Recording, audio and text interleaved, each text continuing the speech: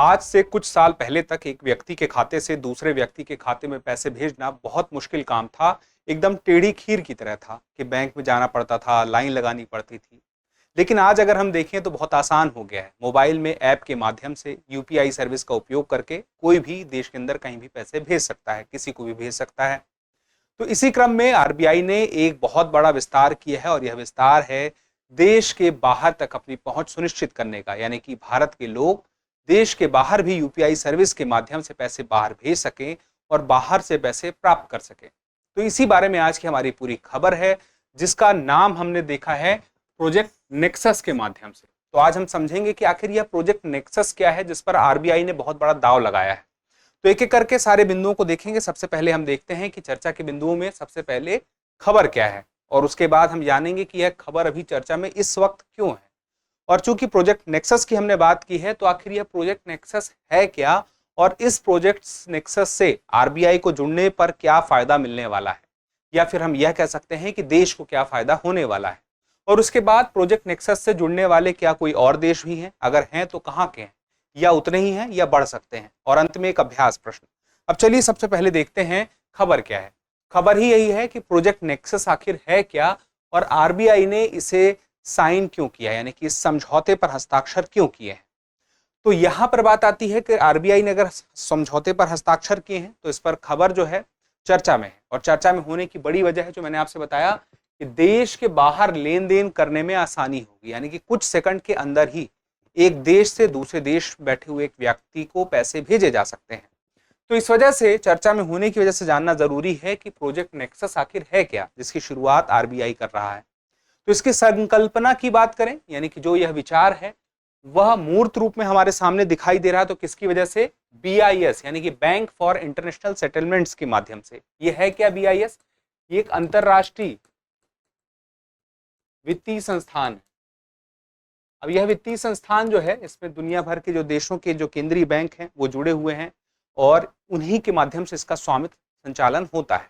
1930 से अस्तित्व में है, बहुत पुराना है, और इसी के माध्यम से यह प्रोजेक्ट नेक्सस आता है। तो यह प्रोजेक्ट नेक्सस है क्या, पर्पस क्या है कि जो दुनिया भर में कई देश हैं, हर देश के अंदर कहीं ना कहीं देखने को मिलता है घरेलू त्वरित भुगतान प्रणाली, फास्ट पेमेंट सिस्टम। तो उस त्वरित भुगतान प्रणाली में जिसको हम आईपीएस बोलते हैं, इंस्टेंट पेमेंट सिस्टम आईपीएस, तो वहां पर भुगतान को जोड़ दिया जाए, यानी कि हर किसी का अपना एक आईपीएस है, इंस्टेंट पेमेंट सिस्टम है। जैसे कि भारत का जिसको हम यूपीआई कह सकते हैं, इसी तरह से अलग अलग देशों का अपना एक इंस्टेंट पेमेंट सिस्टम है। अब इन सब को जोड़ने से होगा क्या कि यूपीआई यूज करने वाला यहाँ का जो इंस्टेंट पेमेंट सर्विस यूज कर रहा है और दूसरे देश का जो कर रहा है वो आपस में जुड़ गए, तो उसके इंस्टेंट पेमेंट सिस्टम तक पहुंच सुनिश्चित हो पाएगी, और उसके माध्यम से भारत के इंस्टेंट पेमेंट तक पहुंच सुनिश्चित हो पाएगी और पैसे का लेन देन हो पाएगा। यहां पर जो भारत है उसने यह सुनिश्चित किया है कि यूपीआई को हम जोड़ेंगे दुनिया के अलग अलग देशों से इस प्रोजेक्ट के माध्यम से। अब यहाँ पे होगा क्या कि जो जो सदस्य बनेंगे वही एक दूसरे को भेज पाएंगे, और जब तक वो सदस्य नहीं है तब तक नहीं जुड़ पाएंगे। जैसे भारत जुड़ गया है, कुछ और देश भी जुड़ गए हैं, तो इससे देखिए भारत को फायदा क्या हो रहा है, अंतर्राष्ट्रीय पहुंच जो हो रही है भारत की, उसका विस्तार होगा। अभी भी भारत का विस्तार होता जा रहा है धीरे धीरे, लेकिन यह विस्तार जो है अब गति पकड़ेगा। और साथ में अगर देखा जाए तो दुनिया में 70 से ज्यादा ऐसे देश हैं जहां पर इंस्टेंट पेमेंट सिस्टम कहीं ना कहीं देखने को मिलता है, यानी कि त्वरित भुगतान प्रणाली। तो इन 70 से ज्यादा देशों में कुछ ही सेकंड के अंदर पैसे ट्रांसफर हो रहे हैं, और भारत में भी इस प्रकार की सर्विस है। तो इस प्रकार के सिस्टम को आपस में जैसे ही जोड़ देंगे तो कहीं ना कहीं देश की और दुनिया की अर्थव्यवस्था के लिए, क्योंकि वैश्वीकरण का युग है, बेहतर ही होगा। तो फायदों को अगर एक तरफ से देखना हो तो सबसे पहली बात यह है कि इंस्टेंट पेमेंट सिस्टम एक दूसरे से जुड़ने के तरीकों को मानकीकृत करने के लिए डिजाइन किया गया है, यह प्रोजेक्ट नेक्सस। अगर प्रोजेक्ट नेक्सस नहीं होता और कुछ देश आपस में मिलकर यह निर्धारित करते कि हम खुद से ही सुविधा जो है अपने हिसाब से बना लेते हैं, लेकिन उसमें होता क्या, एक मानकीकृत ना होने की वजह से अलग अलग देश जुड़ते तो अलग अलग देशों की अपनी अलग अलग समस्याएं होती। लेकिन जब एक तरह के मानक रहेंगे तो सारे देश आसानी से उसमें जुड़ सकेंगे। उसके बाद बात आती है कि सीमा पार भुगतान के रूप में एक विकल्प सबके सामने आएगा। जब सबके सामने आएगा तो एक एक करके देश उससे जुड़ते जाएंगे, और तेजी से यह कार्य करने में सक्षम तो है ही। अब मान लीजिए कोई नया देश आता है, तो इस प्रोजेक्ट नेक्सस को इस तरह से इस सिस्टम को बनाया गया है कि कोई देश आए तो इससे जुड़ सके।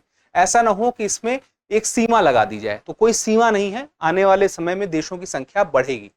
फिर उसके बाद नेक्सस तत्काल सीमा पार भुगतान के विकास को महत्वपूर्ण रूप से तेज करेगा, इसमें कोई दो राय तो है नहीं। अब बात आती है कि भारतीय धन की आवाजाही होगी और अंतर्राष्ट्रीय पहुंच जो है वह भी यूपीआई की हो सकेगी, यूनिफाइड पेमेंट इंटरफेस यानी कि यूपीआई। अब चलिए जुड़ने वाले देशों को देख लेते हैं। भारत प्रोजेक्ट नेक्सस का संस्थापक सदस्य है और प्रस्तावक है, तो वह प्रोजेक्ट नेक्सस का हिस्सा तो है ही, और प्रस्तावक भी कैसा है, प्रथम प्रस्तावक है। लेकिन किस बड़े अंतरराष्ट्रीय क्षेत्रीय संगठन के साथ भारत इस प्रोजेक्ट नेक्सस के माध्यम से जुड़ रहा है, ये महत्वपूर्ण हो जाता है। तो वह देश है आसियान देशों का समूह, यानी कि दक्षिण पूर्व एशियाई राष्ट्रों के संगठन, जिसको हम बोलते हैं आसियान। आसियान में बहुत सारे देश हैं, देशों की संख्या तो 10 के आसपास है, यानी कि 10 ही है। आसियान ग्रुप में 10 देश हैं, आप देख सकते हैं, सारे नाम है Indonesia, Singapore, Malaysia, Brunei, Cambodia, Thailand, Myanmar, Laos, Vietnam, Philippines. लेकिन ये 10 के 10 देश अभी प्रोजेक्ट नेक्सस में नहीं जुड़े हैं, अभी सिर्फ 4 देश जुड़े हैं, मलेशिया, फिलीपींस, सिंगापुर और थाईलैंड। और भारत आसियान का सदस्य नहीं है, लेकिन प्रोजेक्ट नेक्सस में वह संस्थापक है और प्रस्तावक है, और उसने आसियान देशों को भी इसमें सदस्य बनाया है अपनी प्रस्तावना के माध्यम से। और ये 4 देशों के जो केंद्रीय बैंक हैं, जैसे कि जो मलेशिया का है बैंक निगरा मलेशिया BNM, फिर उसके बाद थाईलैंड का है BOT, फिर उसके बाद फिलीपींस का है बैंको सेंट्रल ANG फिलीपींस, फिर उसके बाद सिंगापुर का है मॉनेटरी अथॉरिटी ऑफ सिंगापुर, और भारत का भारतीय रिजर्व बैंक। अब ये सारे के सारे जुड़ गए हैं, बाद में अभी धीरे धीरे संख्या बढ़ेगी। जैसे इंडोनेशिया की बात करें, अभी चर्चा चल रही कि इंडोनेशिया भी जल्द ही अगला सदस्य बन जाएगा, यानी कि जो आसियान के 4 देश हैं उनकी संख्या 5 हो जाएगी और आने वाले समय में देशों की संख्या बढ़ेगी।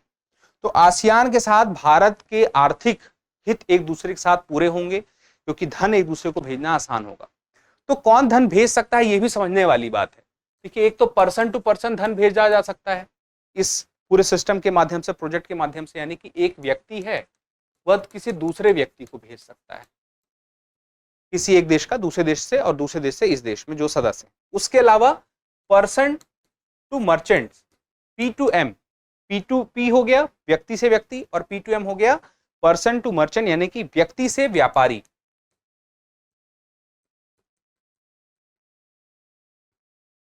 अब व्यक्ति से व्यापारी एक दूसरे को पैसा अगर भेज सकेंगे तो जो भी जरूरतें हैं अर्थव्यवस्था की दृष्टि से वो जल्दी से जल्दी पूरी हो सकेंगी। इसी वजह से आगे देखने वाली बात है कि जब देशों की संख्या धीरे धीरे बढ़ती जाएगी तो सभी सदस्य देशों का हित चूंकि इसकी वजह से जुड़ा हुआ दिखाई देगा और एक बराबर रहेगा, तो ऐसी स्थिति में यूपीआई की अंतर्राष्ट्रीय स्तर पर पहचान भी बढ़ेगी, क्योंकि सदस्य इसको नकार नहीं सकेंगे, इसके लिए वो आपस में जुड़ेंगे। तो ये मुख्य बातें थी जो जानना जरूरी थी। अब इसके साथ में एक सवाल इस टॉपिक पर कि निम्नलिखित में से प्रोजेक्ट नेक्सस का सदस्य है मलेशिया, सिंगापुर, भारत या फिर उपर्युक्त सभी? आप अपना जवाब कमेंट बॉक्स में जरूर दीजिएगा, क्योंकि जब आप जवाब देते हैं तो हमें भी और बेहतर करने की प्रेरणा मिलती है। फिलहाल के लिए इतना ही, जल्दी मिलते हैं अगले एपिसोड में। तब तक के लिए स्वस्थ रहें, मस्त रहें और पढ़ते रहें। धन्यवाद।